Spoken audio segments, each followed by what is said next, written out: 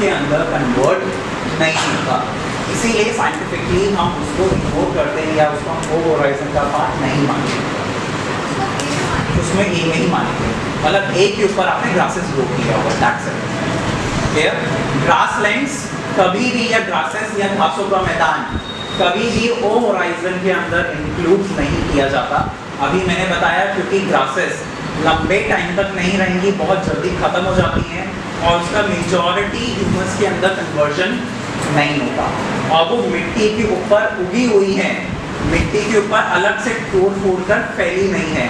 मैंने ये नहीं बोला कि अब आप कंफ्यूज मत होना, सभी पोस्ट ग्रेजुएट या परसुइंग हैं, सभी समझदार हैं। मैंने ओ होराइजन में ये नहीं बोला जो पेड़ लगे हुए हैं, मैंने ये बोला पेड़ों के जो डेड रिमेन्स हैं, जो गिर गए, या पत्तियां जो टूट कर अलग हुई, मैंने ये नहीं बोला जो पत्तियां उगी हुई हैं, मैंने बोला एनिमल्स का वेस्ट मटेरियल जो उनसे डिटैच होकर, प्लांट्स एंड एनिमल का जो पोर्शन जो डिटैच होकर टूटकर नीचे गिर गया, वो किसका पार्ट है?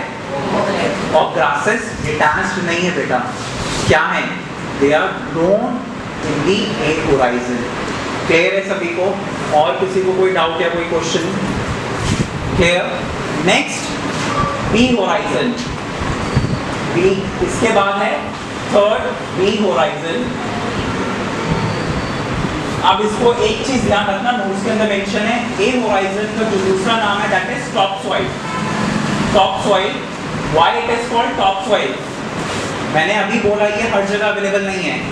आपको बाहर जो मिट्टी दिख रही है ऊपर, वो किसको रिप्रेजेंट कर रहा है? ए, इसीलिए इसका दूसरा नाम क्या है? Top soil. अब आप डायग्राम में देखो, ए के नीचे क्या है? बी।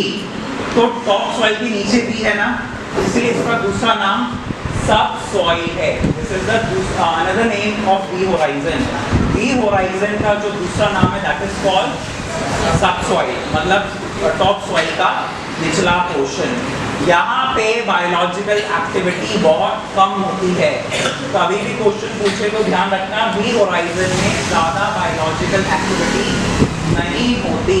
बी होराइजन में बायोलॉजिकल एक्टिविटी बहुत रेयर है। नेक्स्ट है इसके नीचे सी होराइजन।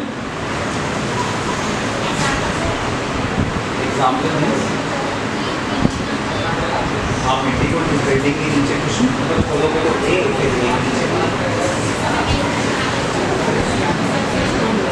आपको देखेगा कहाँ से, जब तक आप ए को नहीं हटाओगे। बी को देखने के लिए पहले आपको किसको हटाना पड़ेगा? ए को। अब आप ए को नीचे हटा दीजिए ऊपर, अब आप कैसे पता चलेगा कि बी है? आपने अगर ध्यान से सुना हो, लिसन केयरफुली, अच्छा क्वेश्चन है। हम कैसे देखकर बताएंगे कि अभी ए होराइजन खत्म हो गया और बी होराइजन शुरू हुआ? अगर आप लोगों ने ध्यान से सुना, मैंने स्टार्टिंग में क्या बोला, अलग अलग होराइजन है जिनकी प्रॉपर्टीज क्या हैं? अलग अलग। इसका कलर अलग होगा, इसका कलर अलग होगा, इसका कलर अलग होगा। तो देखकर हम कलर के बेसिस पे, डिफरेंस पे देखकर बोल सकते हैं कि ए होराइजन खत्म हुआ और बी होराइजन शुरू हुआ। क्या कलर होगा डिपेंड करता है। जैसे जहाँ पे वॉल्केनिक इरप्शन या ब्लैक सॉइल होगी तो ऊपर का कलर क्या होगा? ब्लैक। जहाँ रेड होगी तो ऊपर का कलर क्या होगा? रेड। जहाँ एलिवेट होगी वहाँ पे कॉम्बिनेशन